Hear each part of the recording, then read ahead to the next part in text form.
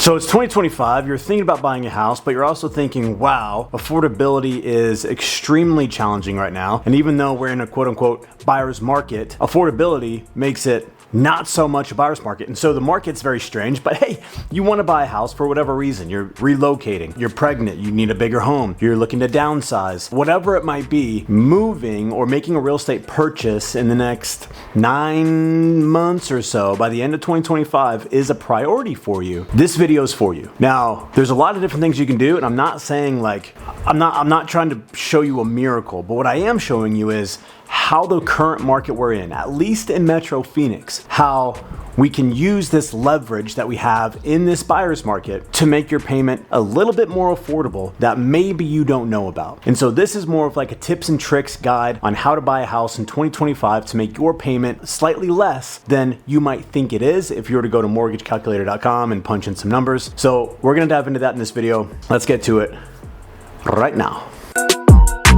Hello everyone, my name is Jeremy Fust. I am a local real estate agent in the Metro Phoenix area, and I know you're probably thinking this guy's wearing a hat and he's covered in tattoos, but I do this at a very high level. I've got all the awards and all different kinds of things. I've been doing this for a while, and I sell a lot of homes. So let's talk about the market right now. It's weird. Like I said just 30 seconds ago, we're in a buyer's market because supply and demand is showing that buyers have the leverage, but also affordability is extremely challenging. And so what do we do to kind of work around this when you're looking to buy a house? Because homes are still selling every single day. Who's buying those homes? How are they buying those homes? And how can we best game plan for you to make sure you're making the right decision, right? Because when you buy a house, obviously it's a giant expense. It is typically the largest bill that comes out of people's bank account is going to be their mortgage payment. How do we keep that as low as possible? And everybody's going to be slightly different depending on obviously income, credit, DTI. Are they selling a house? Do they have a ton of equity that they're going to roll over? Are they going to recast? Are they going to come in contingent? Is it your first time buying a house? Are you going new construction? There's a lot of different variables here. And if you've bought a house before, you probably know it's not the most complicated thing. Yes, there's some things that you probably didn't know about and you learned a little bit and you just did what your realtor told you to do. And once you kind of get through the first 2 weeks of going under contract, then you're basically squared away. But in today's market, we just want to make sure you are sitting in the best position possible, right? You want to try to save yourself the most amount of money. You want to make sure that you're building equity. And so when you do go to sell it in 5 years, that you have a good chunk of change and just set yourself up to be in the best position possible. And what the current market is doing for buyers is it's allowing them to come into a situation and have a ton of leverage, meaning because inventory is flooding the market right now, we have more listings hitting the market than buyers are absorbing it. So our inventory is increasing. And when that happens, listings tend to sit on the market a little bit longer. And when a home sits on the market longer, a seller gets more eager to sell, right? I think that's pretty self-explanatory. But to give you a brief example is if you were to list your house at $500,000 and you get an offer day one at $450, you're going to say, no, I'm not going to take a $450 because I haven't even given the market a chance to show me what buyers are going to pay for my house. On day 120, that $450 might become more appealing. Now, I'm not saying a $50,000 price reduction is the most common, but what I am saying is the longer you sit on the market, the more leverage you have as a buyer. And so we're seeing homes sit on the market longer. Now,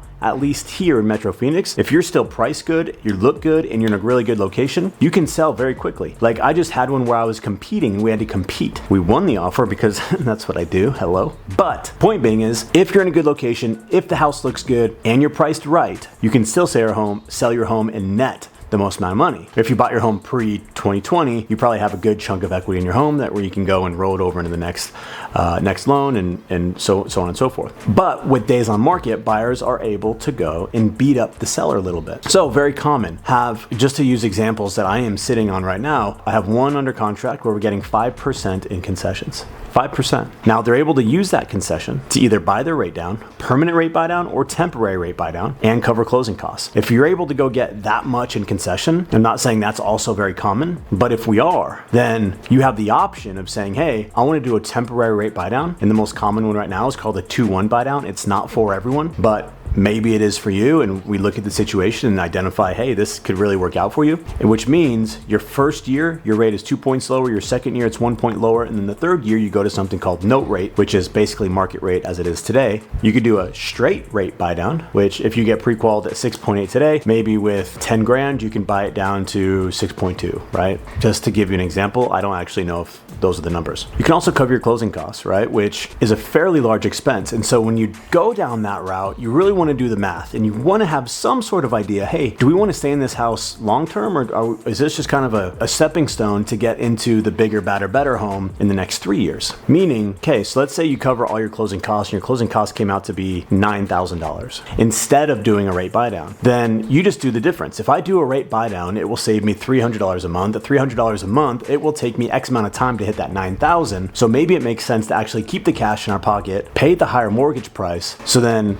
we're actually coming out on top because we're not planning on being here forever. Also, if you believe rates are going to come down, and this is totally your decision, I can advise on it, but there's been way too many people that were wrong, including myself, about when rates were going to drop over the last 3 years. And so we just kind of look at the forecast and say, hey, I think this could happen, but maybe it won't, maybe it will. If you're in the camp of, I think rates are going to come down in the next 2 years, then maybe it doesn't make sense to use a short-term buy down, or maybe it does make sense to do a short-term buy down if you think the opposite, or whatever it might be. But giving you the options and the information so you can make the best decision possible. That's all this is about, ever. Your realtor should be just giving you all the information, helping you kind of piece it all together so you can make the best decision possible for you and your family. But going into this market, you can get the temporary rate buy down. But what you can also do is you can beat them up on purchase price. So if you can beat them up on purchase price and get concessions, here's what that means. If you have a house listed at 500 and you get it for 450, and then you get the appraisal done and it appraises it for 500, you have $50,000 in equity. So when you go to sell that home in 3 years, and let's say it appreciates to 540, and you bought it for 450, and in those 3 years you were paying down your debt service, so now you owe 440. Now you have $90,000 in equity just from that.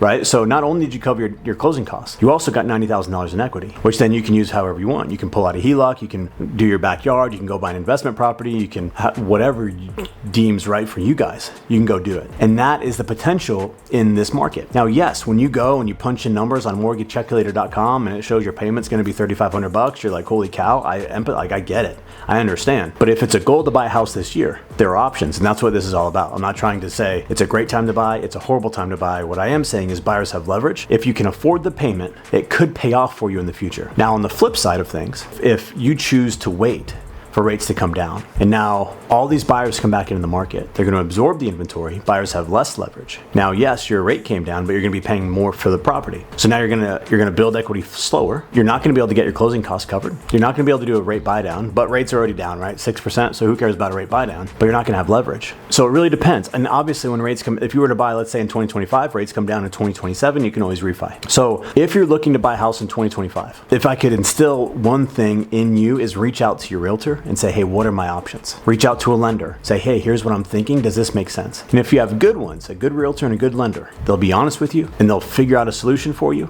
And if it doesn't make sense, they'll say, hey, it doesn't make sense. But if you want to buy a house this year, there are things you can do to make it slightly more affordable. And you have leverage, which could pay off in the future. Now, when you look at the headlines and you see all these things happening, especially right now, there's a bunch of turmoil. There's a lot of people on both sides of the camp. You have to do what's the best decision for you, period. And so trying to figure that out, right? And finding people in your life that aren't going to try to shove things down your throat and make you do things, but just give you the information so you can make the best decision possible for you and your family. That's all I got. My name is Jeremy Fust. Again, I own a real estate team called Impact Real Estate. I'm going to leave my info down below if you have any questions. If you're looking for an alternate website besides Zillow, but something that syndicates with the MLS, a little more accurate than all those other kind of websites out there, I'm going to drop that link below as well. It's called eastvalleyhomehunt.com. I'm here to help. I'm here to serve. If you have any questions, please let me know. I'm an open book. I like to describe my job as I work for free. Sometimes I get paid because of just the things I do. But I want to make sure everyone has the information. If you're looking to buy a house in Arizona, holler at me. Again, my name's Jeremy Fust. Hit like and subscribe. I think that helps. I don't know. That's what YouTubers say. But I hope to hear from you soon. See you guys.